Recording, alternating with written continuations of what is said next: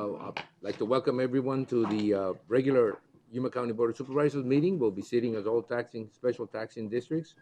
Uh, we're either attending in person or by phone. I don't think Supervisor Lyons can, attend by phone somewhere in other countries. So let's not mention where is that.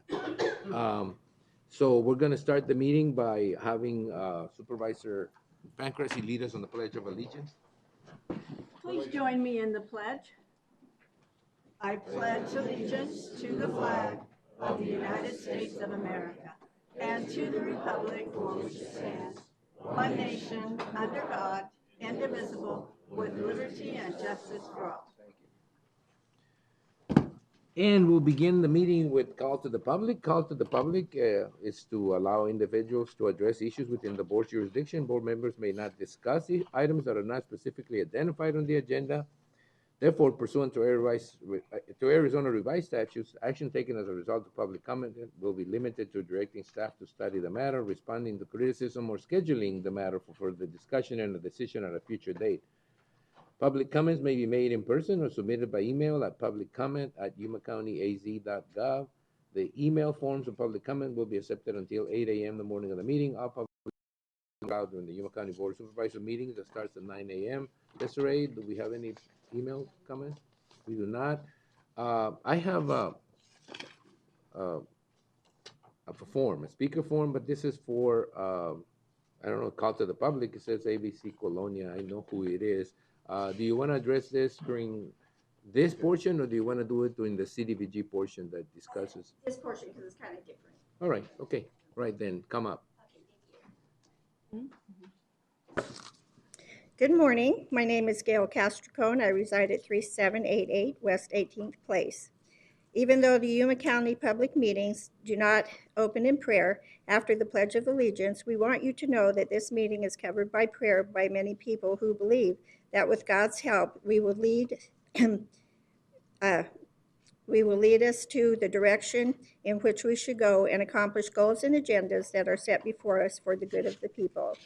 I am here once again to represent the Avenue BNC Colonia. As an advocate for the Colonia, we have formed the Butterfly Project. The Butterfly Project is an outreach to the BNC Colonia. It encourages the residents to be proactive in their community. We are to be kind to our neighbors and lend a helping hand. This is a project of restoration, moving from our local slum and blight to the clean and bright. This program addresses code violations that cause our neighborhood to be at risk. Our greatest areas of concern are the piles of debris, overgrown weeds and shrubs that have caused severe fires that that had to have an entire block evacuated. The community still lives in fear of more of the fires being started. There are also so many inoperable vehicles, appliances, unused furniture that are in plain view on the side of the road. We are faced with the challenge of gangs and graffiti, violence, and even fatal shootings. We have trailer parks that look more like junkyards, with trash, broken windows, and garbage strewn all over the park. These renters are not vetted, and the slumlords turn a blind eye to the unlawful activities that go on in their parks. Our residents in the Colonia have been diligent about reporting crime and code violations, but the process to resolve these difficulties is slow. We're hopeful that the Colonia will be an example to our community and others, that it is possible with teamwork and team effort to overcome the dangerous obstacles in our neighborhoods. We are happy to announce a community forum on May 17th, 6 to 8 p.m. at the Immaculate Conception Church. A flyer will be sent out to all homeowners in the Colonia area. We want to give a special thanks to you, Supervisor Porches, and also to our community, to our administrator, Susan Thorpe, and staff for helping us put this forum together. In closing, I would like to share 3 quotes. One is from the Bible that Jesus said, the greatest commandment is to love God with all our heart. And the second commandment is to love our neighbors as ourselves. Martin Luther King Jr., our lives begin to end the day we become silent about the things that matter. Susan Thorpe, I believe the executive team is well positioned to continue to move the county forward in an even brighter future. Thank you for the opportunity of sharing my butterfly project. Thank you. And as I've stated before during the meeting, all we can do is comment, and you know, the only comment I can make is people like you keep the process going, and people like Portia who haven't seen all these issues over time. It's the proper person to be able to help you out with this thing. All right. The date, Mr. Chair, the date was May what? 17. Okay. May Thank- 17th. All right. Is there anyone in the public that would like to address the board on an issue that isn't in the agenda? All right, and I'll move on to presentations, proclamations, and appointments. And during this segment of the agenda, board members may discuss the presentations and proclamations and may announce appointments to the Yuma County Planning and Zoning Commission and the Yuma County Board of Adjustment, and there will be no legal action. I had like 4 proclamations, 3 of them are in May, so I just signed them and leave them. But we do have one, which is where the chairman proclaims April 24th to the 30th, 2022 as Crime Victims' Rights Week in Yuma County, and that will be read by Supervisor Pankhurst. Good morning.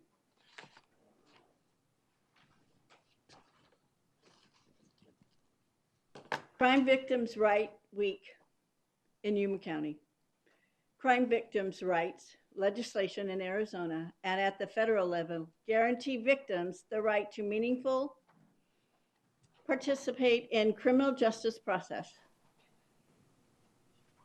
Victim services providers, advocates, law enforcement officers, attorneys, and others, allied professionals, can help survivors find their justice by enforcing these rights, expanding access to services, and ensuring equity and inclusion for all.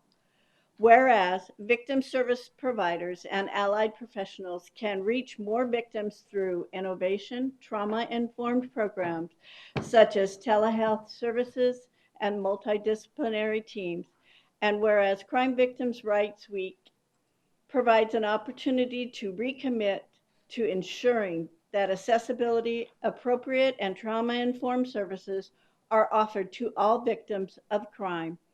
Now, therefore, the Yuma County Board of Supervisors hereby proclaim the week of April 24th through 30th, 2022 to be Yuma County Crime Victims' Rights Week, and affirm this county commitment to creating a victim service and criminal justice response that assists all victims of crime during Crime Victims' Rights Week and throughout the year, and to express sincere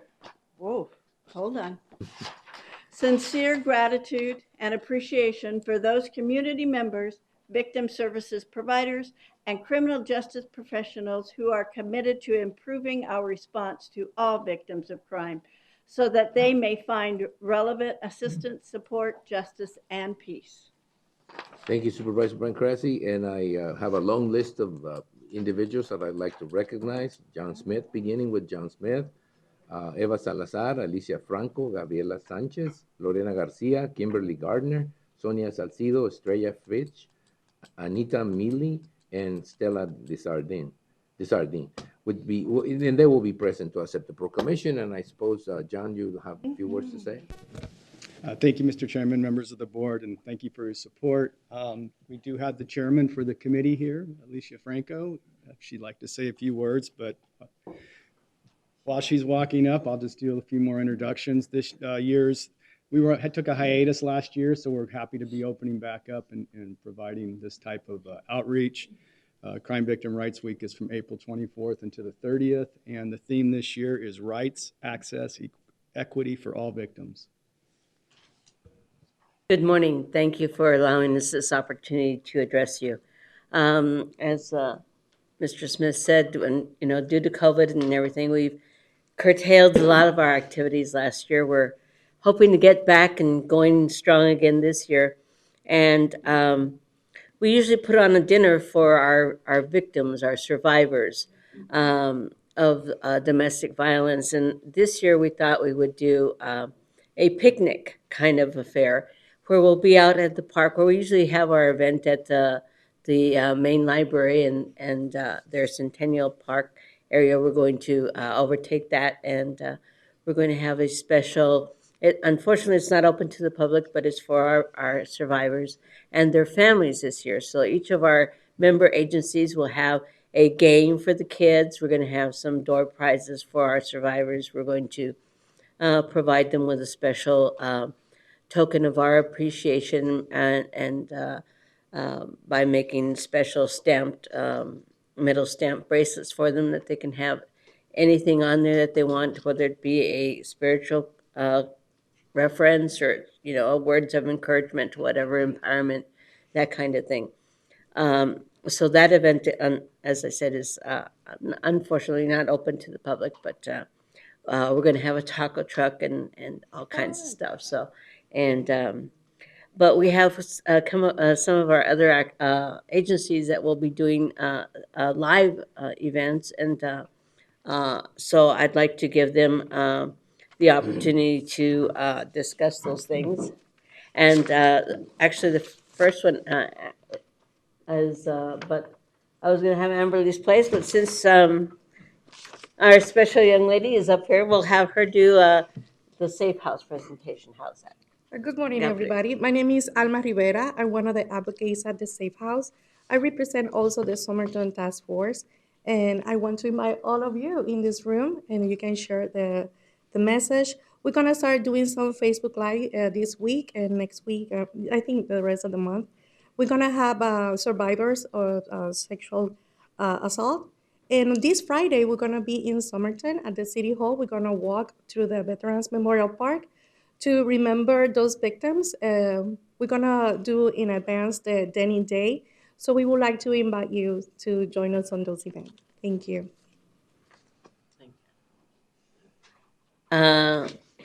Amberly's Place is doing a live Facebook event.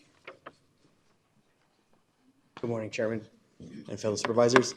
Trevor Rumps with Amberley's Place. We will have next Tuesday a open forum on the Facebook at 9 a.m. in Spanish. And then on Wednesday, we will have a community forum online on Facebook as well in English, talking about victim rights during Victim Rights Week. We're thankful for you guys' support for what you guys do for our community. Each year, we assist over 3,000 victims on their journey from victim to survivor. And one thing I say about our community is, no matter how much people try to copy Amberley's Place and the service we have, they can't copy the community because of the love and support we have here. And it's through your support as county supervisors, through the support of just our entire community, the farmers, the businesses, all the other nonprofits, how we collaborate, work together, truly makes what we do possible. And we're so thankful to have your support, as well as support of all the other nonprofits that make it possible to empower victims to be survivors, to thrive, and to move forward and not let what took place stop their success. So thank you, guys. And Mr. Chairman, to tail in on Trevor's discussion, April is also known as Child Abuse Awareness Month. I think you provided some tokens of what they are doing. Amberley's Place sort of spearheads that event throughout the month of April. And finally, we have the Healing Journey, and Svea Fitch could not be here today, but they are going to be doing a human trafficking training at the Yuma Police Department for law enforcement, and so it's also social worker based. It's called Hiding in Plain Sight, and it's a multidisciplinary approach to identification, services, and justice for victims of human trafficking. And it's an in-person training. It's as I said, geared towards law enforcement and social workers. And we thank them for providing that service. And once again, we look forward to one of you being at our event to read our proclamation for us. And we hope you enjoy it. And we thank you for the opportunity to meet with you today. Thank you. Can you stay there? We're gonna give you the proclamation. Come on. Our group, our members that are here can come. Yeah, Come on. The Amber's, a Safe House, representative let's from one go. of them. Yeah.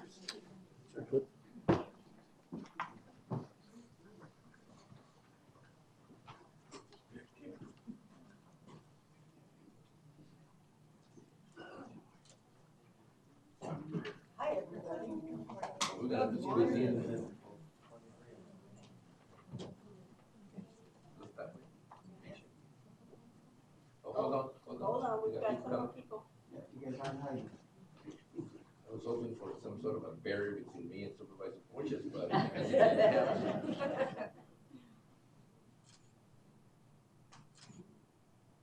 I feel you, man. I feel you. Thank you. There's no money that won't. Prepare. Okay. Thank Zapatos nuevos, cabrón. A correr, papi. And I'm gonna do something really quickly here. I know that there's a reason for the green, but I'm going to get I'll get the consent calendar off the book so that we have some people. Mr. Chairman, you might want to bring item number 2 from discussion on the Orange Grove Improvement District. So that we got people here Yes. for that. Okay, I'm gonna move on. I mean, the ceremony with the employees, Employee of the Year, so that's gonna take a little time. And I know that some of you are anxiously waiting for those results, but we're gonna move the consent agenda out of the way so we can get some of the people, especially that are standing up to be able to move. So I'm going to move the consent calendar up, and the following items that are listed on the consent agenda will be considered as a group and acted upon by one motion with no separate discussion, unless the board member so requests in that event. The item will be removed from the consent calendar for separate discussion and action. I'll remove item number 6. I think we've got to acknowledge this. And is there any other item that anybody wants to move or remove? No, then I'll entertain a motion to approve items 1 through 14, as they are presented, With the with the exception of item number 6. So moved. Is there a second? Second. Motion and second to approve consent calendars, item 1 through 13, with the exception of number 6. And there's a lot of stuff in that consent calendar, really. I did want to get into some of the details, but we're not going to have time today, especially because we're doing some new things through that process. Anybody, there's no discussion. All those in favor of the motion signify by stating aye. Aye. Anybody opposed? Motion carries. Item number 6, is there a representative from Cocopah Tribe here that I haven't been able to see? I don't think she's here yet. She's not? Said she's on her way. Oh, I should have, well, I just wanted to acknowledge the Cocopah Tribe's contribution that they give us the opportunity to distribute in the community. We are trying to distribute it evenly throughout Yuma County, but I don't see the representative, but I do see the representative from the church, that food ministry church, Pastor Manuel Castro. Is there anyone here from Campesinos? Oh, no wonder I could. There's representatives here from Campesinos Sin Fronteras, which are the recipients. We split that fund half to Campesinos Sin Fronteras and half to the food ministry in San Luis, Arizona, in South County. And would you please step up a little bit, stand up? And I really wanted the Cocopahs to know how grateful, at least we are, that we're given the opportunity to distribute these funds, and how grateful the organizations are to receive them. It is always nice to get something you're not expecting. I spoke to Emma Torres, the executive director from Campesinos. She was very grateful, and she wanted me to pass that on to the Cocopah Tribe. If they come in a little later, I'll make sure they know. But thank you for coming over and being here to representing your organizations. The check, it's in the mail. No, it's not. I don't think so. But it will be made available to you very soon. Desiree will take care of that. Okay. Thank you very much for being here this morning. Thank you, Pastor. Gracias a ustedes. Gracias. Thank you very much. I'll entertain a motion to go ahead and approve the item as presented. So moved. Is there a second? Second. It's been motion and second to approve item number 6 as presented. There being no further discussion. Is there any discussion, I should say? If not, all those in favor of the motion signify by stating aye. Aye. All those opposed? Same sign? Not? Okay, motion passed unanimously. Muchas gracias. Thank you very much. You guys done your duty this morning. Item number 2, hold a public hearing on April 18th to hear and pass upon any objections or protests presented to the board regarding the establishment of a county improvement district to be known as Orange Grove Rancho Mesa Verde Improvement District 2022-002. And having ruled on all protests and objections, we would declare the improvement district established and authorize the chairman to sign the appropriate formal order of establishment for said county improvement district. And I think that, oh, wait a minute. We do have item number 3, which is Public Works, as the board of directors to accept the petitions to incur expenses to Orange Grove and Mesa Verde County Improvement number 22-02 as verified to provide for future design and construction of a new wastewater collection system and authorize the establishment of a new fund number for the district. Let me just see this, Rachel. So what we want to do is we want to go through the process of having a public hearing to hear. If anybody has any objections, you have the petitions ready, they're signed, they're in front of us. We will just have to go through this process. And then once we establish the district, if we do establish the district, once we hear this, then we can accept the petition to incur expenses. That's correct. That's the process, that's the way it goes. I particularly want to say that this has been a long time coming, and again, I'll thank Supervisor Porchas for pushing the issue a little further. I know that the people from Orange Grove and Mesa Verde are going to be happy about it. It is the initial part of a process where we can start trying to direct some funds to the district, funds that may or may not become available in their totality, but at least we've got a way to channel some funds to that Exactly. area. So do you want to say anything before we open it up? to the Just public? very shortly, I can tell you that it's been an absolute pleasure to work with La Mercedes Ruiz and Fausto Montes. Fausto, okay. Over the past few years to circulate these petitions and give them a little push and get these signatures out during COVID. It was a little bit difficult. Nobody wanted to talk to anybody, but we got that done and we're ready to start securing money once the petition to incur is approved. So Once you mention Mercedes, you open up another one. I know, that's Mercedes, true. I've known Mercedes for the 20-some years that I've been here, and every time I used to visit Orange Grove, they would tell me, "What are you good for if you can't get this done?" So I want to acknowledge that, we can get it done. It's just a matter of, going through the process. It just takes someone like Mercedes and Fausto to get the process going. It took convincing. I mean, I know, but it took need and somebody to push this issue. Rachel and Been a great benefit, really. thank you, Mercedes, and thank you for finally getting this process up in front of us so that something can happen. Oh, just one other thing, I can say we received no letters of objection. So any protest or anything that anybody wants to say, pros or cons, and Okay, so I'm going to open it up to the public. Rachel? thank you. Is there anyone in the public that wants to, have any protest or objections? If you're in favor, you don't have to do it, but if you have, okay, so, Mercedes, do you want to say something? Oh, you gotta come over here. Lo que pasa, pues. Véngase para acá, pásele. Not getting off that easy. Supervisor Salcedo, thank you for support us always in all activities we have. Thank you. I know Gail knows the feeling, so, Fausto? Hello. It's a pleasure to be here and hear such a good news. After about 6 years, finally.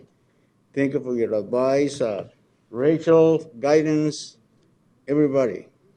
We thank for now we can say we belong to someone because I think Somerton is gonna adapt us. Because before we were not over there, we're not over here. We don't belong to anybody. We were in the middle of nowhere. So now hopefully we belong to Somerton. That's what happens when you get rich. Yeah. People want to adopt you. Well, I thank you very much, everybody.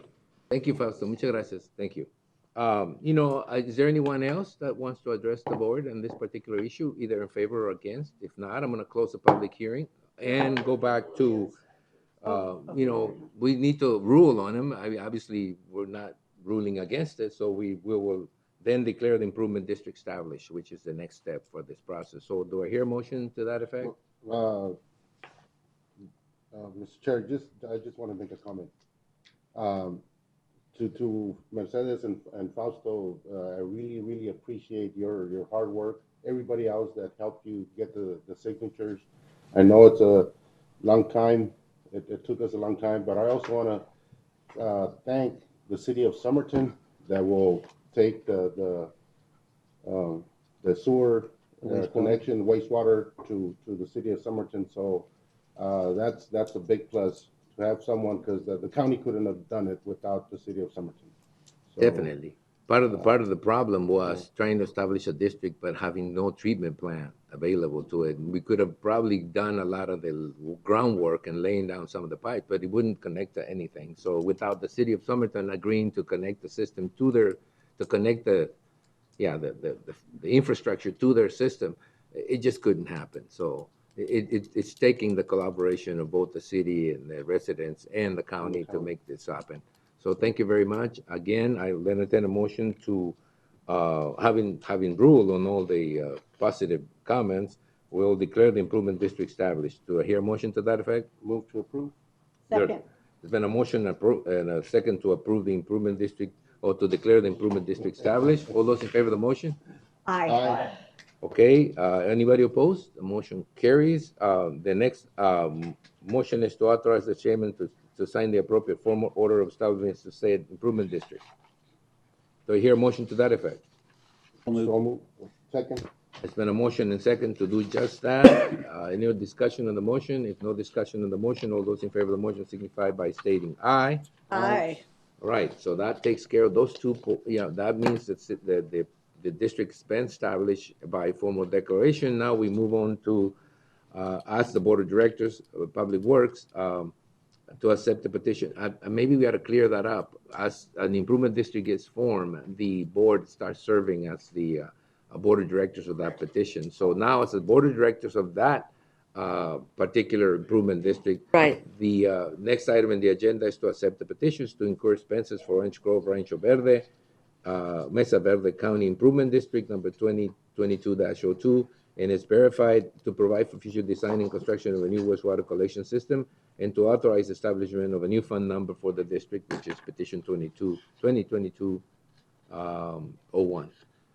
Rachel, want to say something? Or? Very shortly, I just want to say that by doing the petition to incur and establishment of the new fund number, we're going to be able to accept funds from rural development. We've been given some update funds for the preliminary engineering review, which will tell us how much more this project's going to cost.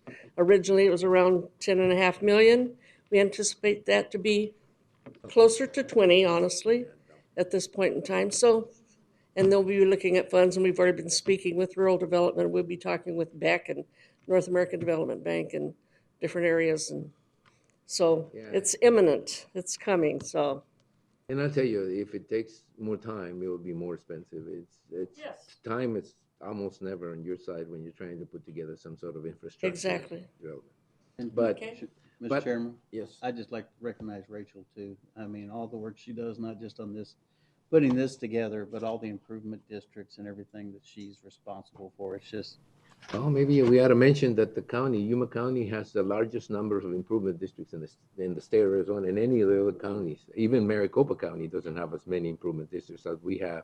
I don't know if that's good or bad, but I think it's good. I think what it means is that we're always looking for ways to get some of these areas improved, and because we are very, very much driven by statute, the only mechanism we really have to do that is through an improvement district. So I think that recognizing the hard work and dedication that it takes to put together an improvement district is good, Rachel, and you've been doing it for years, and I think the result is obvious that some of these It's been a areas. pleasure working with the other counties as well. All right, so do I hear a motion to accept the petitions? So move. Is there a second? second, Okay, there's been a motion to accept the petitions to incur expense for Orange Grove Rancho Mesa Verde Improvement District number 2022-02. Is there any discussion on the motion? If not, all those in favor of the motion signify by stating aye. Aye. And those opposed? Motion carries. And the last but not the least, authorize establishment of a new fund number for the district, which will be, set up by administration. Is there a motion to that effect? So move. Is there a second? Second. There's been motion and second to approve, to establish the new fund number for the district. Any more discussion on the item? If not, all those in favor of the motion signify by stating aye. Aye. Anybody opposed? That takes care of item number 2, and that was a tough one. Thank you very much. And now, there is a reason for all this green stuff. Muchas gracias. Muchas gracias a todos que vinieron, de la mesa, de la Orange Grove y de la Mesa Verde. I forgot to say that in Spanish. Se me olvidó decir en español. Muchas gracias a todos los que vinieron de allá de aquella parte. Mira, ya está la Mercedes dirigiéndolos a todos allá. definitely a long time coming. We're going to give them time to move. Rosa de Coco Pasta. Where's Rosa? She's talking. Oh. Rosa Longs from the Cocopah tribe. Where is she? Here? I think she she's just here. get in. She's got to work her way past everybody. Yeah, wait, she's got to wait. Thank you. Oh, look at all, yes. I wouldn't, it's That tough to was get through. Robin is guarding the door there, so. Now, some of you may be able to sit. I mean, there's some spaces that became available. You know. Oh, she's got a check. That's right. Rosa, you're gonna have to give us the check. You're gonna have to give us the check. Yes, come on. Yeah, sure, sure. Well, hold on a minute. Hold on. Let me just get back. You know, there's a part of the process. Come in, Rosa.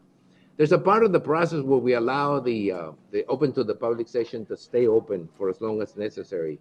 So what we've done is we went through the approval earlier, and the two entities that had the funds were here, Campesinos Sin Fronteras and Baptist Church, the food ministry, and we told them.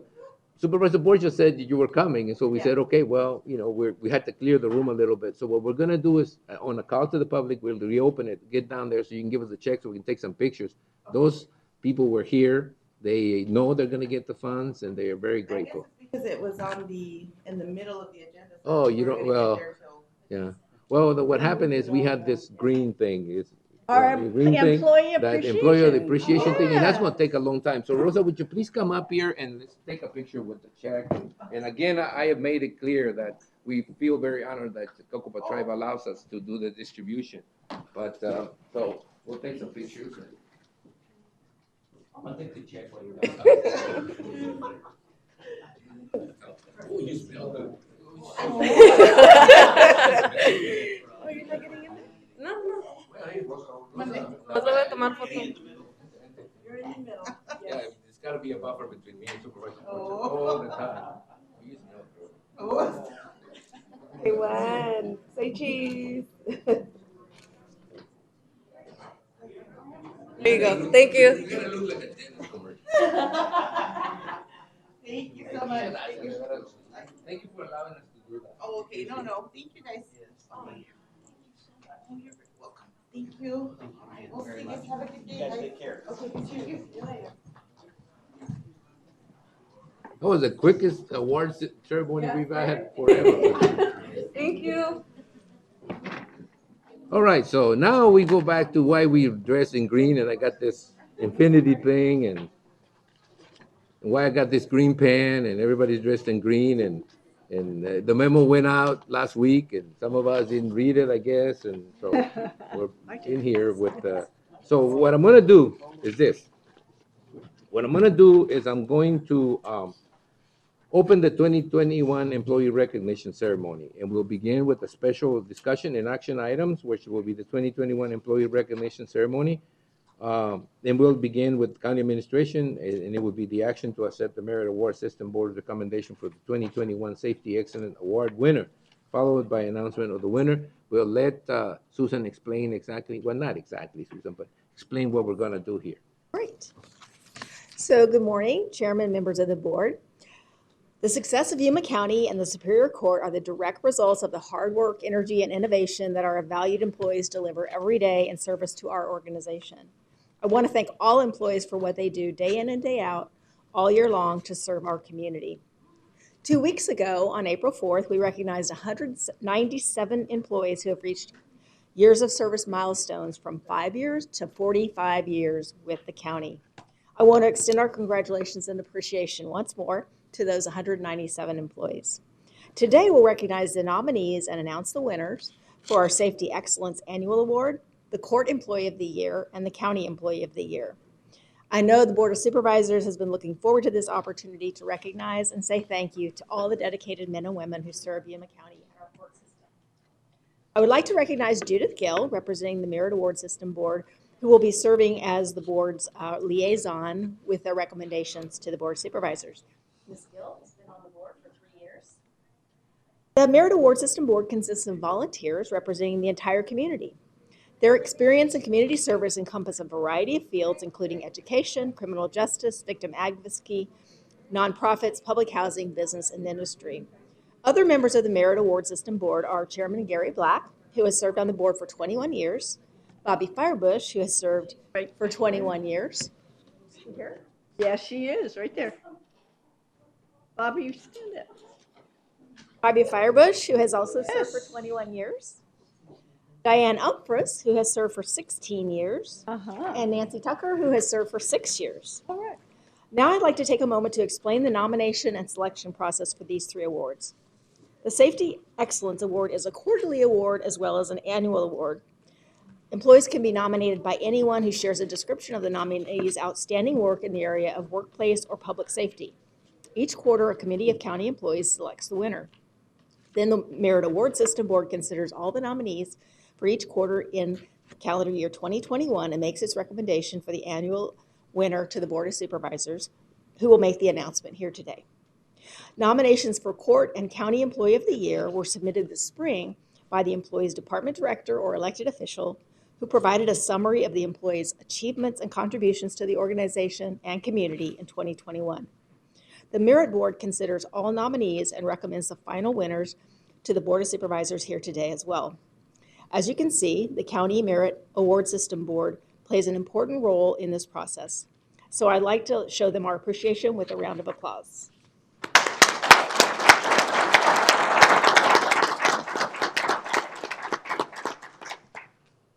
Now, I'm pleased to recognize the nominees for Yuma County's Annual Safety Excellence Award.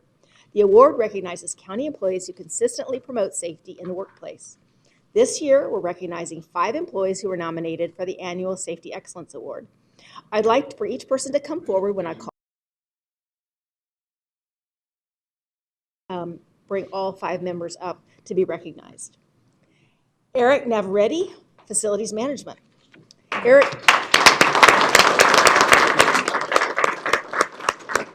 I know what it feels like to have your last name said like that. Navarrete, eh? Eric diligently prepares his work area, machinery, tools, and personal protective equipment for each task he's responsible for. His work requires frequent use of ladders up to 32 feet, lift machinery, and exposure to electrical hazards. He also advises fellow employees on proper use of tie downs and other safety practices. You can close the door, will you? You can barely hear it. You gotta either come in or stay out. Either come in or stay out, guys. Okay. Jessica Martin, Recorder's Office, Elections.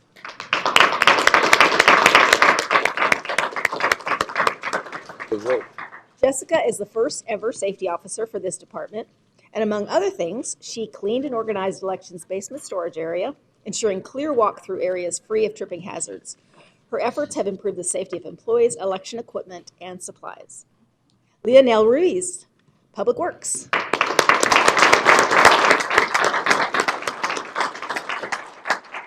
Leonel implemented a very successful program for work zone safety awareness week, including a kickoff event, Go Orange Day, and social media campaign. The education, training, and awareness campaign spearheaded by Leonel helped keep employees safe in the work zones and avoided costs associated with work zone accidents and injuries. Monica Montag, Public Fiduciary.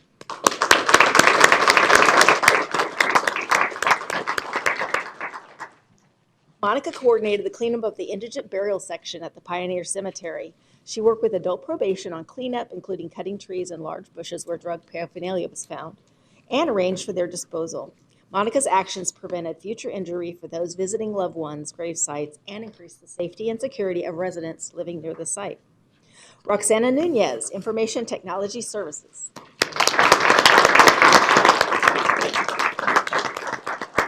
So Roxana is not able to be here today, but among other things, Roxana developed and implemented proper methods to store the numerous containers and expensive IT equipment and components that they receive daily. This reduces the possibility of items falling from overhead, injuring a team member, and keeps equipment and components from being damaged, saving thousands of dollars by preventing a single incident. As you can see, the Merit Award System Board has a difficult task to select just one individual for the Safety Excellence Award. Now I'll turn it over to Judith Gill. Who?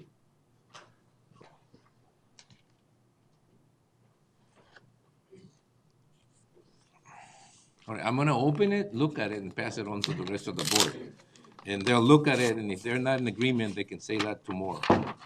And then we'll vote on accepting the award.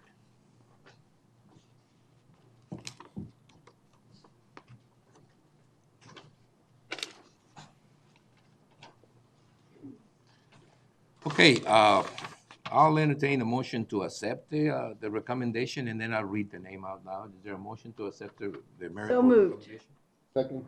Been a motion and a second to accept the Merit Award System Board's recommendation. All those in favor of the motion signify by stating aye. Aye. Anybody opposed? None. So the winner this year of the Safety Excellence of the Year is Monica Montana.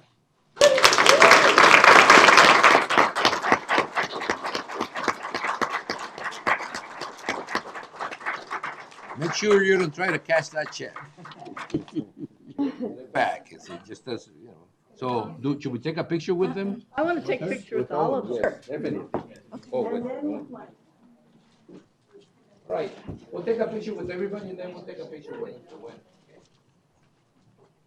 All right, so can everybody squeeze in a little bit? I will squeeze in the other side. Go ahead. You get it. I think if you can. Hold on. Okay, we're gonna take a picture with everybody, and then we'll take a picture with who doesn't speak Spanish. Yeah, I don't. Which one? All right, okay, that last name give you away. Get in the middle, like that, there we go. Okay, thanks. Gracias. Thank you, guys. I used to speak French, hold on. Thank you, thank you. Congratulations. Thank you so much. Congratulations. Congratulations. Thank you. Oh, thank you so much. She's a hugger, we know.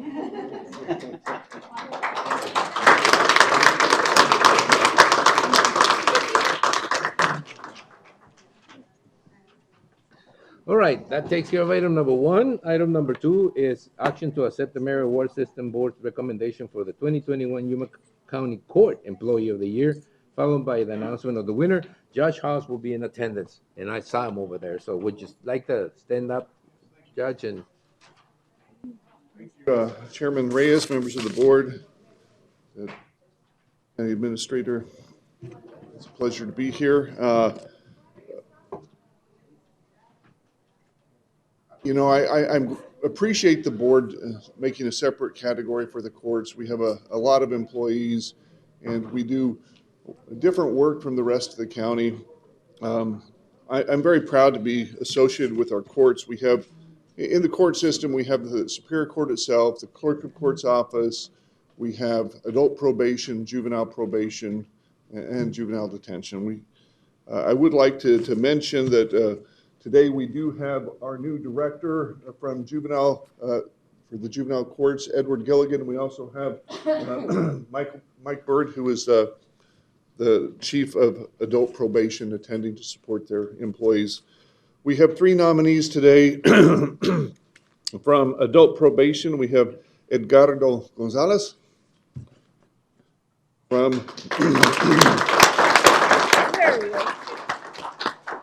Superior Court, we have Isabel Banuelos.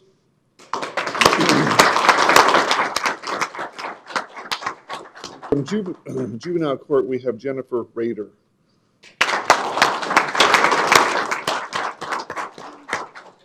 All three of these employees have been recognized by their leadership in their particular department for their innovation, their commitment, their dedication. We've gone through a tough 2 years with the pandemic. They've not just done their work, they've stepped in to help cover for other people. We really value them very much. We appreciate them and the work they've done to help our courts continue in that difficult time. And so I'm anxious to find out who the winner is as well. who's got the envelope? Oh, there we go. Okay, here you go, Nancy. Thank you. And we'll go through the same process. I'll open it up, find out first. Then I'll pass it on to the rest of the supervisors. If they have a problem, they can bring it up tomorrow. And you know, it'll be too late, but it's okay.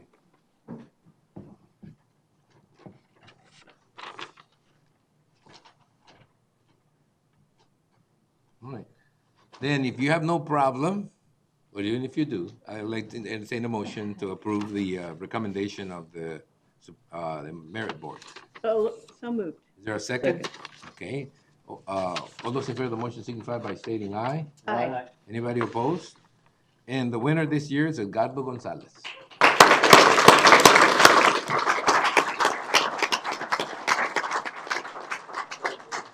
And we want to tell you, this isn't like the Oscars where you get nominated and you win already. I know it is true though that we're a service organization. So to have people, take special care and dedication to serve the public better, it's always a good thing to know. It's always a good thing. And I expect most people, if not all people that work for the county to feel the same way. So we're just recognizing excellence. That's all we're doing today. Yeah, Judge, come up. We'll get a picture with everybody first, and then we'll get a picture with the winner. We normally sell those on the internet.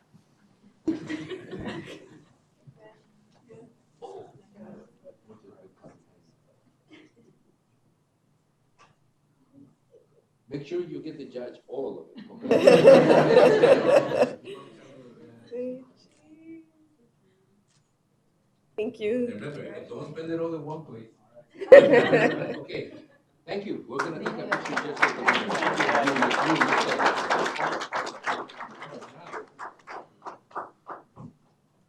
this green thing is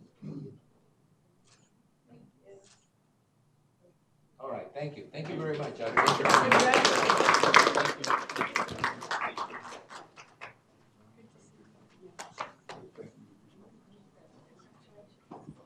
Age pure beauty.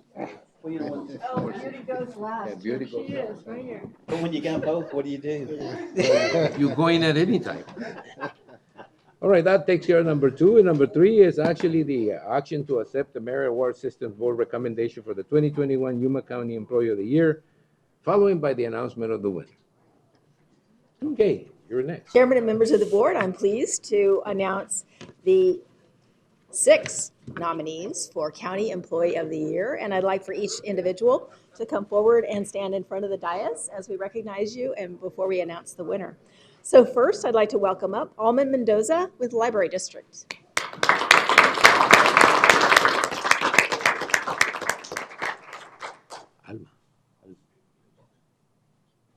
Next, please welcome Fabian Perez, Information Technology Services.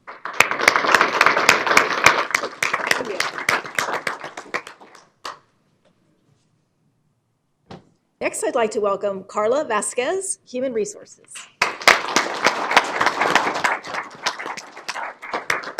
I see she got the green memo. Next, I would like to welcome Joshua Tesoriero, Public Defender.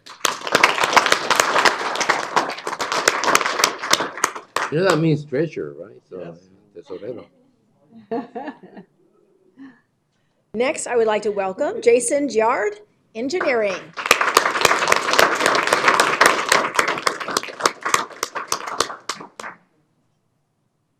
And let's welcome Miriam Galindo, Public Health District.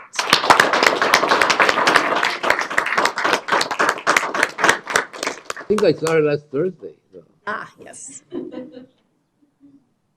All right, now I'd like to hand it over to Judith Gill for the recommendation. And before we read it, I want to acknowledge all the hard work and dedication the board puts into this, the Merit System Board. I mean, they do this on a voluntary basis, and it must be tough because everybody knows they made the decision, not us.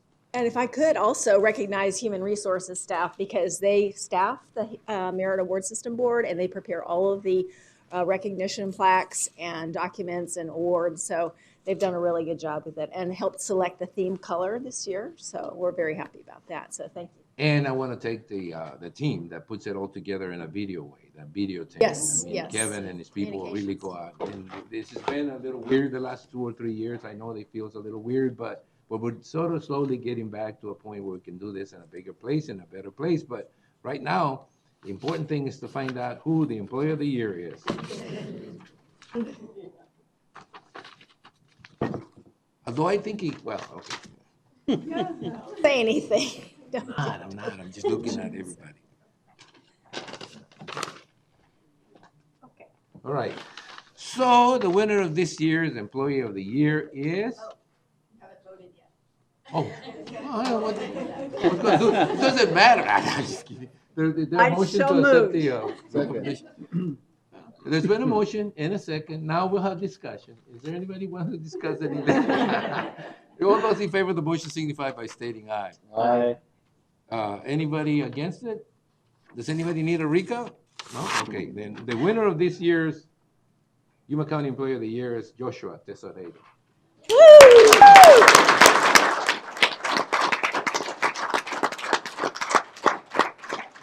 It was almost a team there, Joshua. It was guys winning, which is weird. Normally women dominate. I don't know if we're gonna fit there, but we're gonna try. Squeeze in a little, guys, or bring it in, whatever. A lot of stuff to go around. You want me to hold something? Okay, guys, do that. We have to crunch to get it all in. I'll hold it.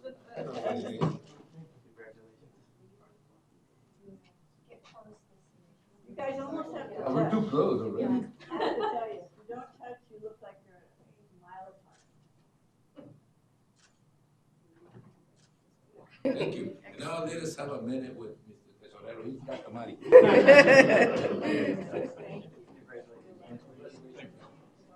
Thank you. Hold it up. Ooh, you're gonna be having fun.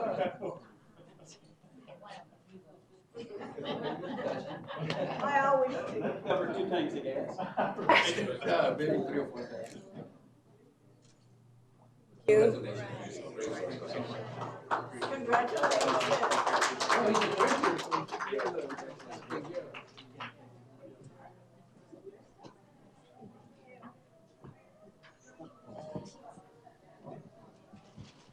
New design. We'll have I more thought that was back. mine, dude. Yeah.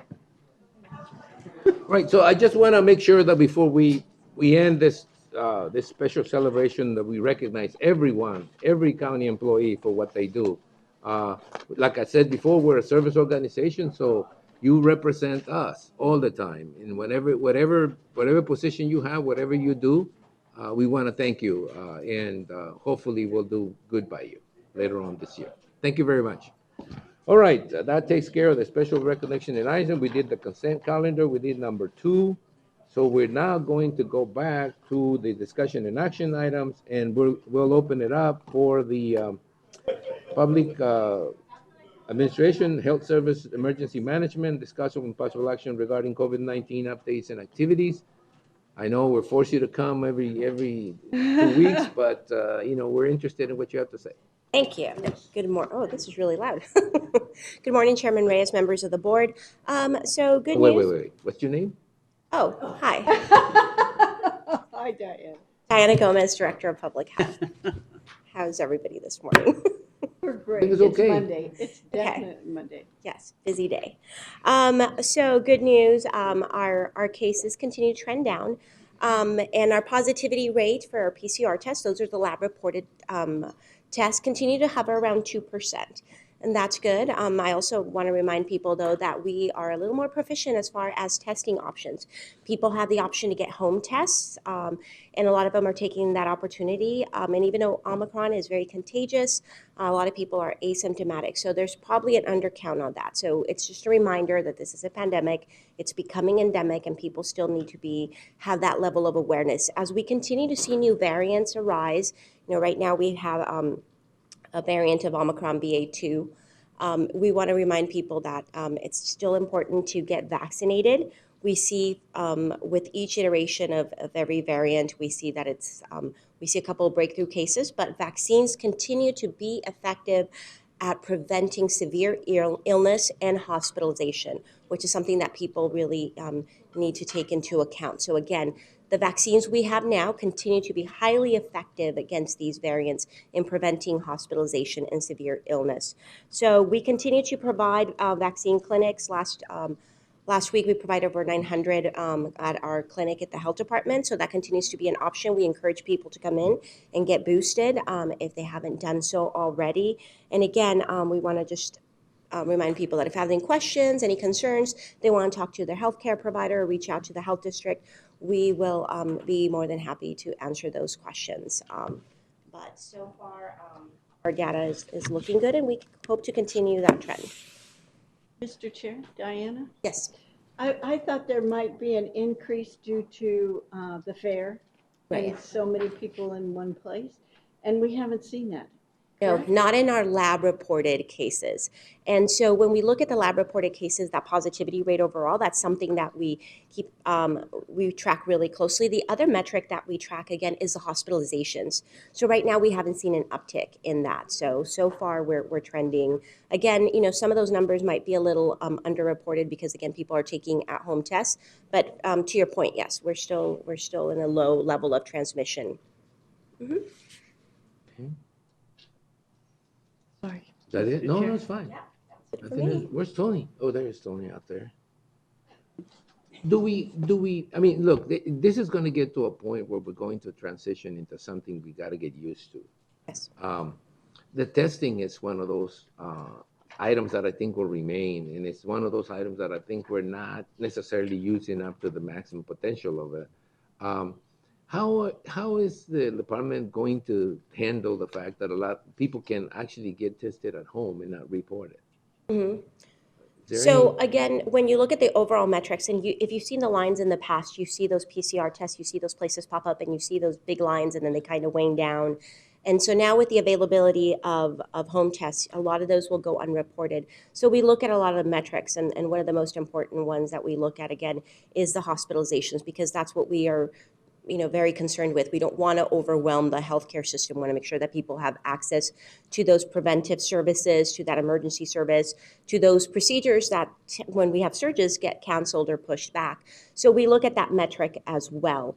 And the home tests are a good option for people so that they have that level of self-awareness.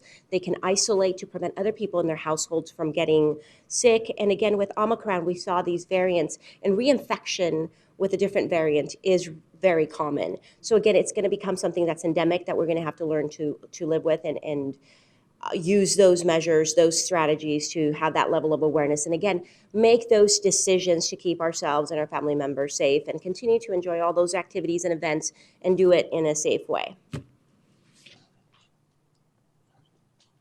Go ahead. Oh, sorry. That's it? Yep. Sidebar.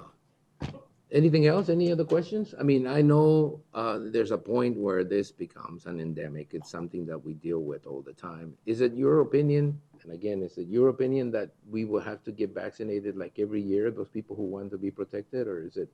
It's hard to tell. It's, you know, there's vaccines, there's different, manufacturers are working on different variations of the vaccine. It depends on the variants, but we likely will look at a scenario very similar with flu, where the vaccine will adapt to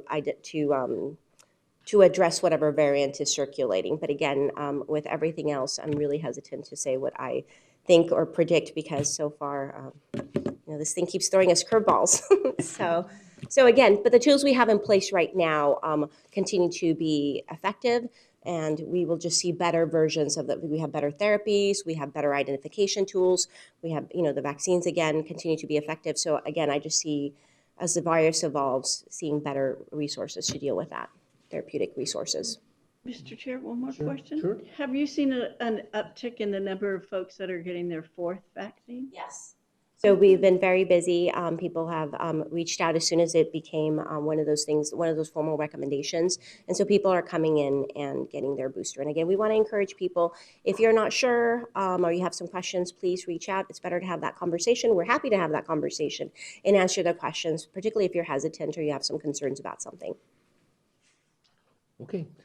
Any other questions? Any other comments? I want to commend the health department, the emergency department. You guys are the reason why we are where we are at. I mean, and this is a good place to be. I mean, that's why I'm saying that. If it was a bad place to be, I wouldn't be saying it.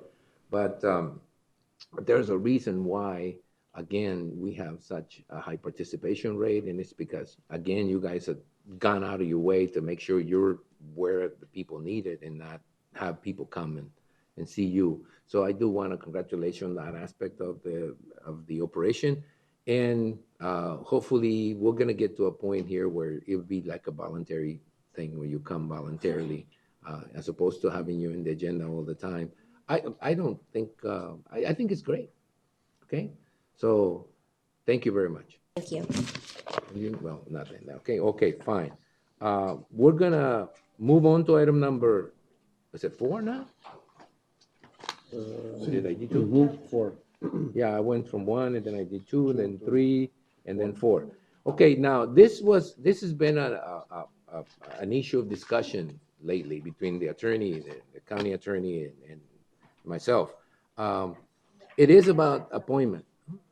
Was it 5? 4? No. We're on 4, No, we're on human 4. resources. It's discussion and the process for the county administrative position and the board of supervisor appointments for the county administration procedure.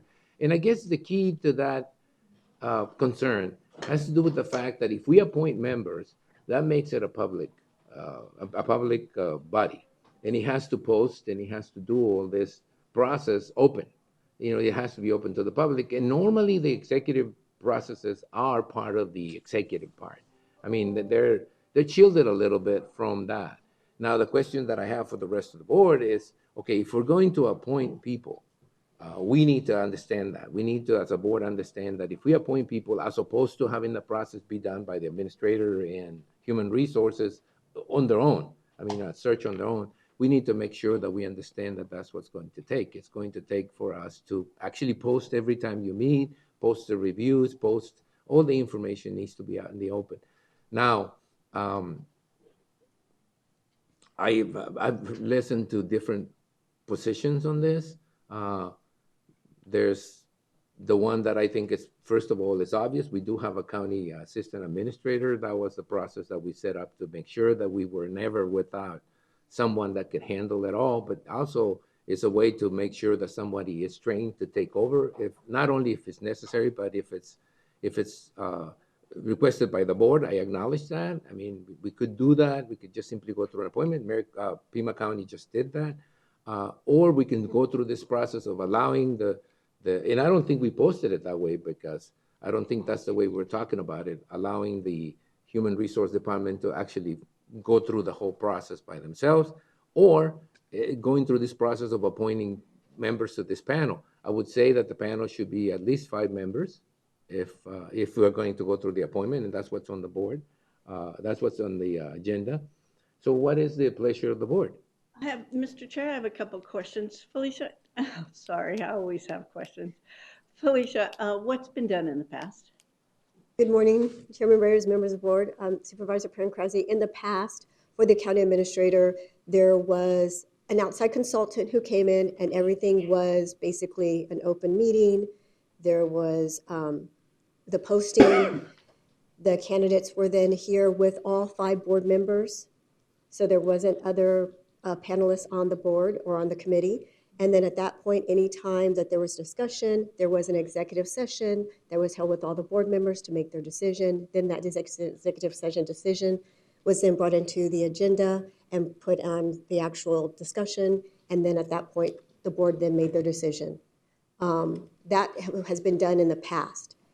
Moving forward, because we have a deputy county administrator, which we didn't always have in the past, as Supervisor Reyes did comment, we do have that ability, but I understand based on our last 2 board meetings that we've had discussion and moving with possibly of what you'd like to be able to identify for your panelists. I know that it was presented that you would have both representation from Republican and Democratic side. So you had yourself and Supervisor Simmons as being part of the panel, and then made recommendations for some other individuals. And we still had some perspectives that you as board members appoint.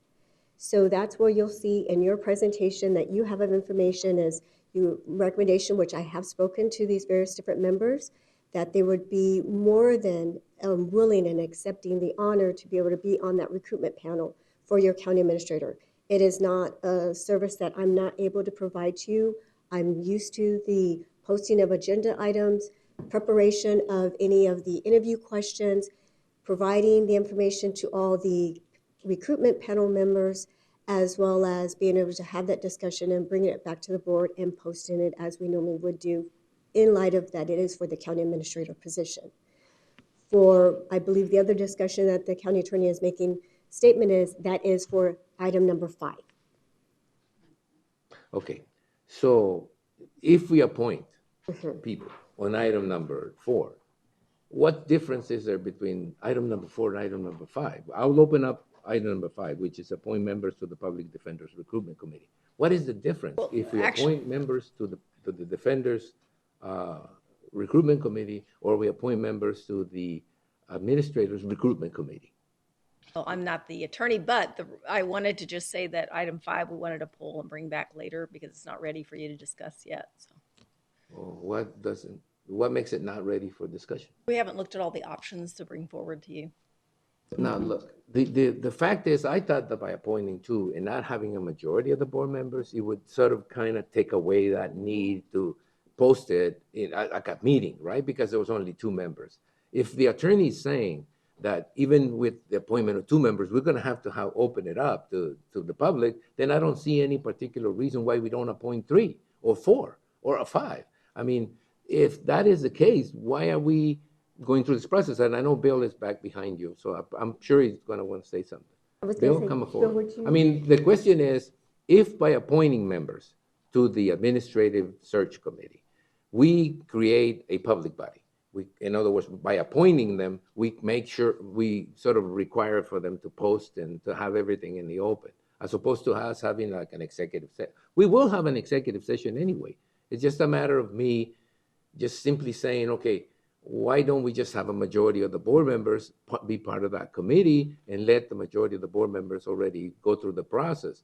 I don't like that because it sort of gives a sense that it's a done decision. If all 3 members agree on 1 or 2, then, and you know, I've always had this particular dislike for just when they send us 1 and there's really very little choice because only have 1, right? What choice is there in 1? So, you know, we made those points, and I wanted to make that point on the defender's side that, you know, I like to have some choices when they go through the process. But on the administrator search, if we're going to have this be an appointment by the board, and we're not going to appoint a majority of the board, but it's still going to require for them to post and conduct things in open session, what is there to be gained or lost if we just appoint 3 members? The distinction, Mr. Chairman, is if it's a committee or a panel that's appointed by the board, regardless of whether or not it's board members or public members, it doesn't matter. If it's a panel or committee appointed by the board, then it is a public body. Okay. Yeah, I think I get that. I think I know what that means. And so what we're looking at, last time we appointed 2 members of the board, and now we're looking to appoint another 3 from the general public. And you're asking us, okay, finish the process. In other words, let's just talk about the other 3, right? Right? Correct. And your observation is correct. The perception is if there are 2 or 3 board members on whatever panel, then the perception is whatever they bring to the board. If it was a majority of the board members, you would figure, okay, well, they might have already made up their mind, and why bring it up to the other 2? So we're going to leave it at 2. That's what we decided. So now we're going to talk about the other 3. I would suggest that to keep the human resource process involved in it, that we appoint you as one of the 3, Yes. right? I'm actually your coordinator of everything. So you'll see there through the process that I recommended a representative from Superior Court, Kathy Shaven. You had already identified Robin Stallworth-Poquet as from the recorders, and then Diana Gomez from our Chief Health Officer, since she's also board appointed as a director. So it's definitely a very well-versed group of Okay, individuals. so that's what we got left, Sounds right? good. And just so you're aware, the position, our first screening, we received the applications that we're looking at. We have 6 applications. I will be then coordinating dates and times with our recruitment panel to be able to go over the applications and discuss the phone screening and then bring the information back to everybody here. So I can definitely address your timeline as you had requested. Right, okay, so now, those are the 5 members, right? Did we appoint the other 3, or did we just simply say that? We just agree on that. We just agreed on it right now, right? So we need to appoint the other 3, right? Okay. Once we do that, then we can talk about timelines, timeframes, okay? So do I hear a motion to appoint the other 3 board members as discussed? So moved. Is there a second? Second. All right, so the motion and second configures the 5-member panel, right? Thank you. Okay, so is there any more discussion on the item? If not, all those in favor of the motion signify by stating aye. Aye. Anybody opposed? Motion carries. And then the next item on the, to me, the next item, not in that particular agenda, is for Human Resources to bring out a time frame that gets us to a decision sometime late May, so that we have enough time to go through the process of getting someone on board before Susan has to go and retire. Not has to, but, you know, probably wants to. Okay? She's given us plenty of time. Let's not waste it. Yeah. So, okay? All right, so that takes care of that item. And you want us to pull back the human resource item number 9? Number 5. Oh, excuse me, number 5. I don't know, I look at that. So we're gonna pull that back. I'm gonna leave that until the next meeting for you guys to flesh it out. I don't know what you want to flesh out, but you know, whatever it is. All right. Well, I don't have to have a motion for that. I can just simply continue it to a date certain. Are we gonna continue it to a date certain? Or are we gonna table it indefinitely? We would like for the staff to just pull the item and bring it back to you when it's ready. So indefinitely. I mean, you don't have a date. Correct. I like a date, but If we can bring it back next time, we will. We just want to make sure it's all prepared. okay, I'll concede that for a minute. I have this green thing on, so. But, okay, so this item will be continued to table indefinitely, okay, until it's ready for us. All right, thank you very much, Human Resources, Felicia. And we'll move on to item number 6, which is Development Services Planning and Zoning Division. It's a request for modification of the subdivision regulations for the proposed ravines, 2A and 2B subdivision. Kevin Dahl from Dahl Robbins and Associates, agent for Brian Howell, requests 5 modifications for the Yuma County subdivision regulations for the proposed ravines, 2A and 2B subdivision, assessors parcel number 198-14-009, located in the vicinity of Avenue 15E and the alignment of County 12 and a half Street. There will be a brief PowerPoint presentation by staff. I've read it all in the paper. I already know everything. Good morning. Thank you, Mr. Chairman and members of the board. Javier Barraza, Senior Planner, presenting this modification request for the Ravines 2A and 2B subdivision. The developer is requesting not to improve County 12 3/4 Street per the requirement. Number 2, not to improve Avenue 14 3/4 East for the requirement pursuant to Section 4.15D, perimeter roads. And number 3, the developer requests not to improve County 12 and a half Street per the requirement pursuant to Section 4.15C, perimeter roads. The developer is not proposing any improvements since surrounding developments have not provided for a street on this alignment. Also, the engineering department recommends approval of this request since there are no existing dedication, no roads improving along the alignment. This is the subject parcel, parcel number 9 is crosshatched, and highlighted in yellow are the mentioned alignments. Request number 4, the developer requests not to improve Avenue 15E per the requirement pursuant to Section 4.15D, perimeter roads. The developer is not proposing any improvements since current improvements exist and easily accommodate current traffic plus proposed development. Avenue 15E will be widened at the new street intersection. Again, the engineering department recommends approval of this request. Avenue 15E is a paved roadway, 26 feet in width. Currently, there are no streetlights along this alignment. Highlighted in yellow is the alignment of Avenue 15E. And number 5, the developer requests having longer block lengths, in some cases exceeded by 500 feet, pursuant to Section 4.7 blocks. The developer is proposing traffic calming devices at every 800 feet. The engineer department recommends approval of this request since they will be introducing traffic calming devices at every 800 feet. Jesus. This picture depicts the highlighted in yellow, the blocks that exceed the 1,200 feet length maximum. Mr. Chairman, the Planning Commission recommends approval of all modifications of the Ravines 2A and 2B modifications request. Staff concurs with that recommendation. That concludes staff's presentation. So we have to have a public hearing? Right, so is there any questions for the staff? If not, I'm gonna open it to the public hearing. Is there anyone here in the public that wants to address the board on any of this modification requests? Not, I'll get it back to the board for their decision. I just want one comment. I've been here for a long time, longer than I want to admit it. And there's always this issue about what we should have done when we had a chance, especially concerning improvements to streets and roads that connect to something. This is a pretty large subdivision. It's a large number of lots. I know that there's no improvements right now that really need to be done, but will there be? Will there be in the future something that that needs to be addressed, and then we won't have a tool or a way to get it done? The staff is recommending that we go ahead and waive these requirements. The question again is, okay, do we waive these requirements now without posting of assurances for the future? You don't feel that in the future there will be a need to improve those roadways to get to it?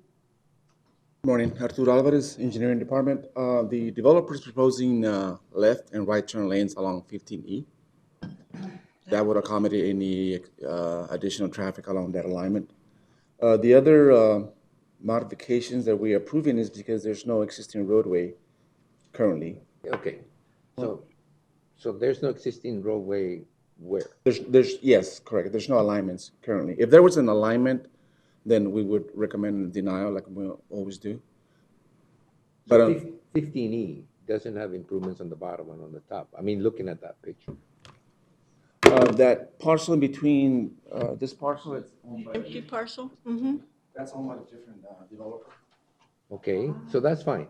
Okay, but are we going to get to a point where the developer of that parcel is going to have to handle the portion of Avenue 15E that's fronting this property?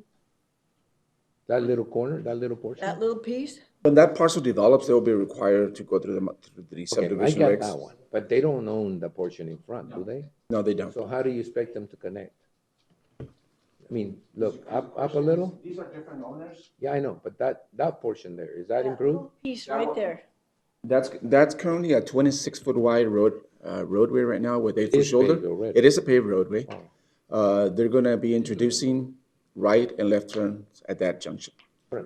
So that portion is taken care of, the portion in the bottom is taken care of, so that when that piece of that property there in the middle that is white right now That is developer developed, it will be develops. required to connect that. Is that correct? All right, Got it. okay, got it. Mr. Chairman, Maggie Castro, Planning and Zoning Director. Just for clarification, that area that you see zoned RA10, that's a golf course. At this time, there is no plans to Change it into remove or it's fine. discontinue the golf course. So anything zoned RA10 is golf course area. This area, I believe, is zoned RVS, so that that's an existing, that was previously approved as a subdivision, if I remember right. They may need to come back and reapply for a tentative map. But what's under consideration is this, parcel 9. Mr. Chair and Maggie, the section that's white that doesn't have RA10 on it, that is that's not part of the golf course. On the east side? Mr. Chairman, this is part of the golf course. That is just part of south of the subject property. Got it. That piece is part of the golf course. Yes. here. Okay. And so is this. But it's surrounded by golf course. Okay, so it's surrounded by golf. Correct. And how does, so there's a paved road there already? 15E is paved, it's in improved. front of them, okay. It's All right, paved from that's the south question. frontage to County That's right. 14th. Okay, couldn't tell. All right, okay, fine. Any other comments or any other questions? If not, I'll entertain a motion to either waive the modifications or. Mr. Chairman, I'll recommend that we approve the modifications to the subdivision regulations for the proposed Ravines 2A and 2B subdivisions. There's a second. Second.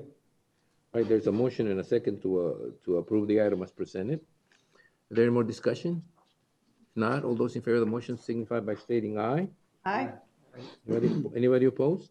Motion carries, and I will move on to item number 7. Boy, which is Kevin, this one was Request easy. for modification of subdivision regulations for the proposed 12 East Phase 2 subdivisions, Colvin Engineering, representing Spada Holdings, whatever. LLC requests a modification from the Yuma County Subdivision Regulations, Section 412C, for the proposed 12 East Phase 2 subdivision assessment parcels number 700-47-117, zone recreational vehicle subdivision, located in the vicinity of the northeast corner of Scottsdale Drive and 34th Place in Yuma, Arizona. PowerPoint presentation. Thank you, Mr. Chairman, members of the board. Juan Del Rubio, Senior Planner with the Planning and Zoning Division. This is the vicinity map that shows parcel 1117, the proposed 12 East Phase 2 subdivision, zone RVS. The modification requested is 4.12C, intersection corners. It is requested by the developer not to provide 20 by 20 chamfers throughout the subdivision. The engineering department recommends denial of this request. The chamfers are required to ensure proper line of sight distances, especially along the local collector street, the New Sun Avenue. This map depicts the areas affected. The Planning Commission recommends approval of the modification requested by the developer. And that, Mr. Chairman, concludes staff's presentation. Okay, any comments? Any questions? Mr. Chair, Sure. Javier, you guys the staff is saying that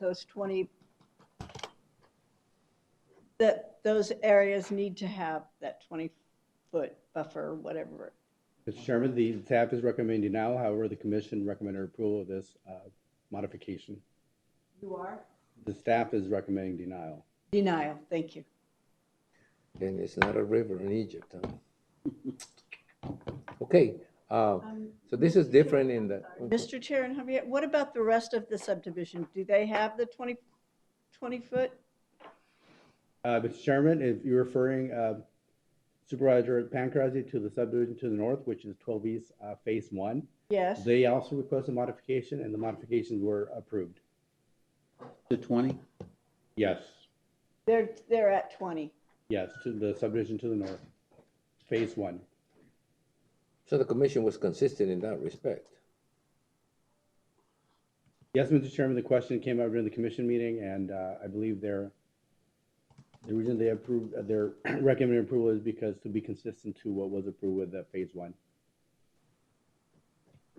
Okay, I'm gonna open it up to the public. Oh, staff, you wanna address some of these issues? Arturo, Engineering Department.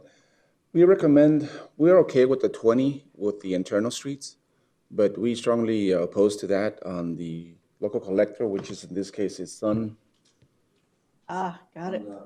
side. If you could leave those at 25, which is the requirement, and have the internal ones be at 20, we're okay with that. Can we actually do that? Can we do that? Sounds reasonable, right? The standard is 25 by 25. Yes, Correct. the standard's 25 by 25, and that's what we recommend on the easterly alignment. Okay, so staff recommends denial of the whole modification if it's 20 by 20 everywhere. But you do find some middle ground in saying, okay, we'll approve the internal ones, but the external ones have to meet. That's correct. Code. Have to be 25 by 25, 25. yes. Well, what's all right. Compromise. Okay. Let me just open it up to the public. Is there anyone in the public that wants to address the board on this issue? If not, I'm gonna return it back to the commission, the board, and for their motion or recommendation. Yeah. I'll make a motion that we approve the modification on the inner roads to the 20 chamfers, but on Long Sun, maintain the 25. Maintain the required. The required 25. Maintain. Is there a second? I'll second that. That's a nice. All right, there's been a motion, a second. Any more discussion? If there's no more discussion, all those in favor of the motion signify by stating aye. Aye. Anybody opposed?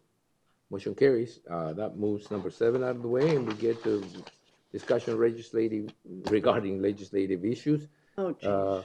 Discussion possible action regarding state and federal legislative updates, which may include international issues, status of bills impacting Yuma County, timelines, and composition of the legislature, redistricting, legislative strategies, and priorities. Mr. Chairman, good morning, members of the board. Alejandro Figueroa, Economic Development Director, Economic Development and Intergovernmental Affairs Director for Yuma County. So I'll start with the state 2022 legislative session. Before I do that, on April 7, the state's Finance Advisory Committee met to review the updated budget forecast for state revenues and expenditures from fiscal year 2022 to fiscal year 2025. Overall, the panelists were optimistic about the short-term prospects for the state, but acknowledged that rising interest rates, inflation, and global conflict make for uncertain future economic conditions. Then on April 14, the governor's office announced that the Infrastructure Investment Jobs Act task force was being created to optimize competitive federal funding opportunities to enhance Arizona's infrastructure. The task force will comprise Arizona agency heads that include technical and subject matter experts and other members looking to optimize investments, enhance collaboration, and track performance. These members will be local leaders, tribal governments, and private industry who will collaborate to coordinate the funding that Arizona receives from the Federal Infrastructure and Investments Jobs Act. Currently, the task force is comprised of, as I said before, several agency heads. The programs that the the Federal Infrastructure Investment Jobs Act will be administered to over the next 5 years. And then moving on now to the legislature, tomorrow, April 19, will mark the 100th day of the 2022 second regular legislative session.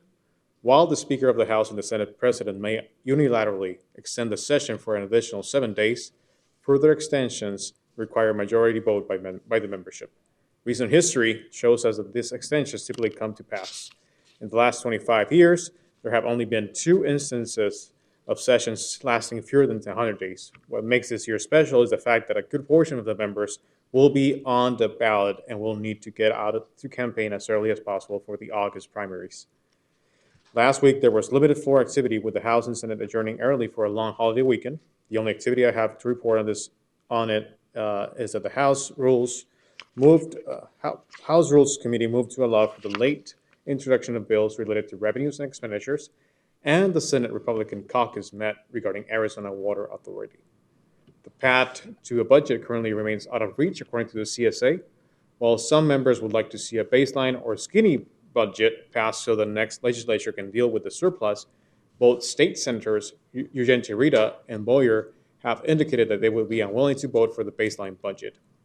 So far, the legislature has passed 168 of the 1,768 bills dropped this session, and the governor has signed 135 of them without any vetoes. Wow.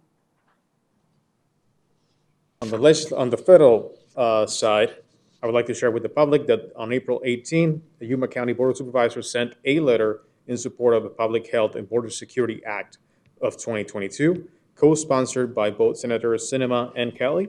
The bill prevents the federal administration from ending the Title 42 emergency authority until at least 60 days after ending the COVID-19 national emergency declaration. After the end of the national emergency, the Department of Homeland Security would have 30 days to submit to Congress a plan to address the impacts of the post-Title 42 migrant influx.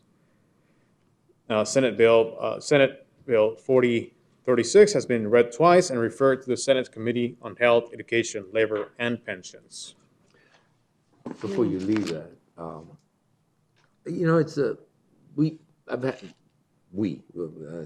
should rephrase that. We had a meeting with the board director in San Luis. This issue, what you call it, 42. Title 42 issue, it brings in the possibility that there would be a greater influx of migrants trying to cross the border because they won't be denied entrance just simply because of a health reason. The suggestion, it is the first time I've heard a suggestion of the sort, which I thought was a logical thing to do sometime in the past. And I do want to bring it out because I know it'll be interesting to you and to the general public. The idea of processing people through the current port of entry, processing migrants through the port of entry, was an idea that should have been addressed a long time ago. There's no reason to force people to go all the way to Algodones and cross in that little gap in the border there.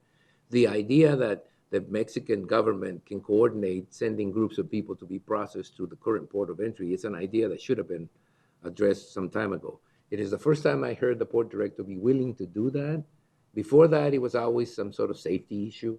Now it seems to me he's looking at, and maybe I shouldn't be the one making this announcement, but he's looking positively at the idea of processing these people through the current port of entry, figuring out a way to open up some lanes or open up some space for them to be processed there. I think that is an excellent idea.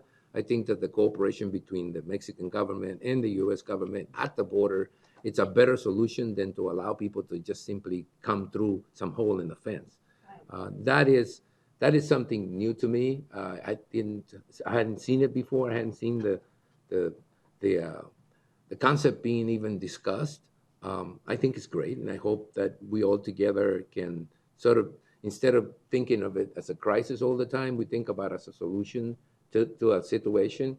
I have always been of the mind frame that the more you tighten up the crossings, the more people go out in the middle of nowhere and try to cross. This time it was at the port of it, at the Algodones section there. It is through the desert most of the time. Those people who are trying to cross through the desert are people who actually want to get to the United States to a job or something. These people, the asylum seekers, are people who are willing to wait for the Border Patrol, who are willing to be processed. So I find that government should react to that situation as they would if they were applying someplace else, anywhere else, and actually do it through the port of entries where it should be done in an orderly manner. Although there may be a larger number, if you process them there, the safety issues and the issue of people coming through agricultural fields and being picked up by non-profit organizations has more common sense to be able to do that processing through there, be able to process people. And I do understand that Mr. Schwan has made it clear that he's not transporting anyone, he's not moving anyone, he's just processing people. But that is a much better idea than to do it the way they're doing it now. And I think it probably requires coordination between the cities that are now going to be right next to it, like San Luis. But it's a much better idea than, again, letting people come through in some hole in the fence and have it become a political football, which it's become lately. Every time we get a visit from some Republican somewhere in Texas or New Mexico, you figure, don't they have their own border crossing somewhere in Texas or New Mexico they could go to where they can get their picture taken? Now, again, that is my personal opinion. All right, that's all I'm going to say right now, although I have a lot more to say about it, but that's all I'm going to say right now. Thank you, Alex. Thank you, Mr. Chairman. I'll keep going on the federal update.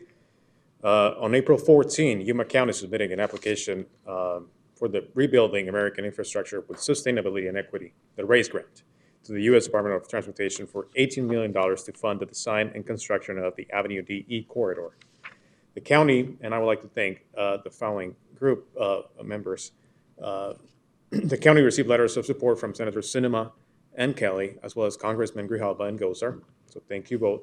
We also received letters from the City of San Luis, City of Somerton, City of Yuma, Town of Walton, the Cocopa Indian Tribe, also some federal and state agencies like the Bureau of Land Management, the Bureau of Reclamation, Arizona Department of Transportation, as well as some local organizations such as GYPA, YMPO, Forefront TD, GYEDC, and the Yuma International Airport.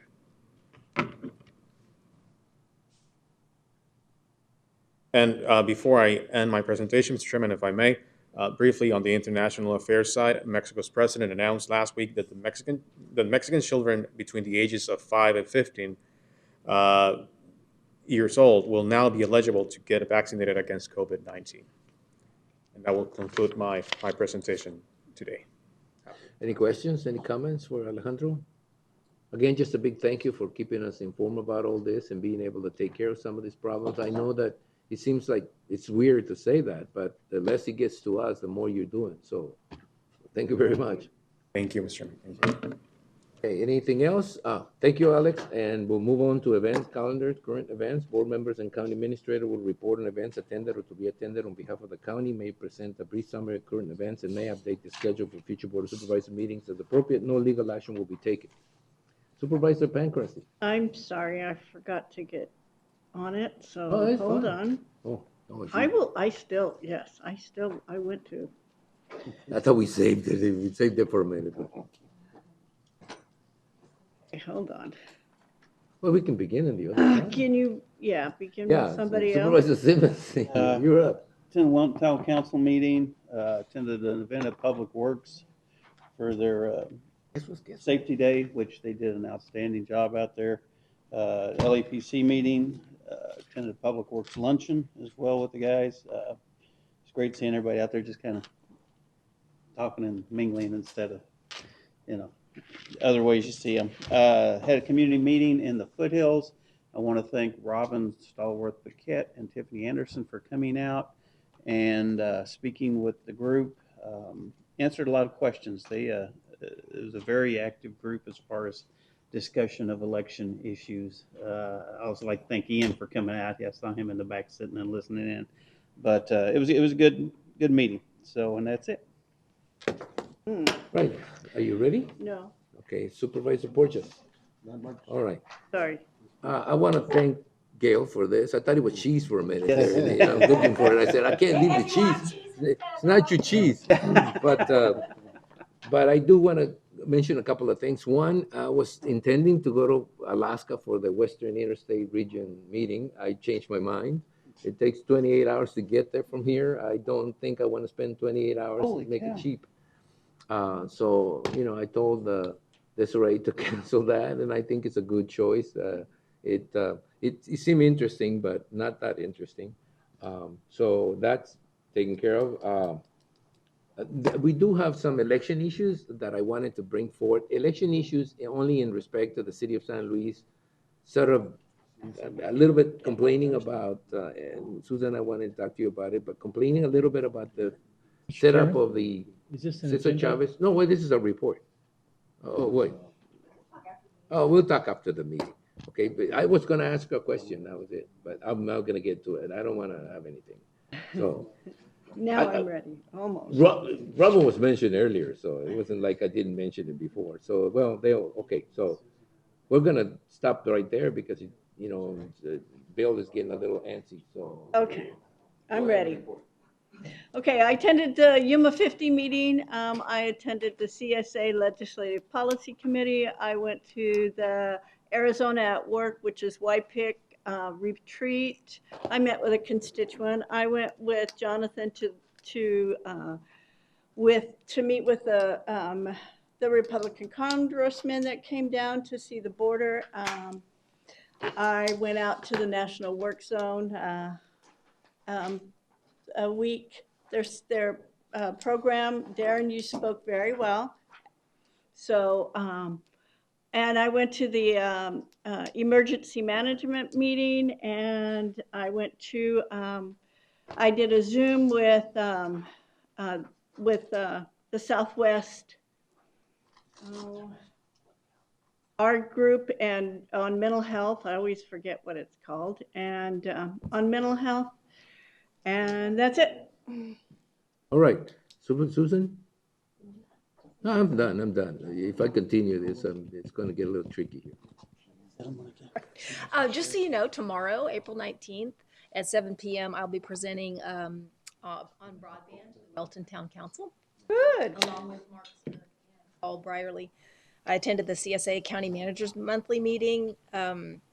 We had our County Administration Years of Service celebration with the cookies provided by HR last 2 weeks ago, and attended the Forefront ED meeting with the City of Mexicali and the Mexicali EDC, along with Supervisor Porches. The Arizona at Work Board Retreat with Supervisor Pancrezi. Had my monthly lunch with the city administrator and participated in the NACO Programs and Services Committee virtually. That's it. Thank you. Well, announcement. I am part of a panel on affordable housing history. I think it's Thursday at 5:30. Yes, it is. At the theater. This is kind of like Affordable Housing Week or Affordable Housing Month. So there will be a lot of stuff going on that has got to do with that. I expect to read a resolution sometime before then. Anything else? Nothing? I mean, that's it. That's it. This is the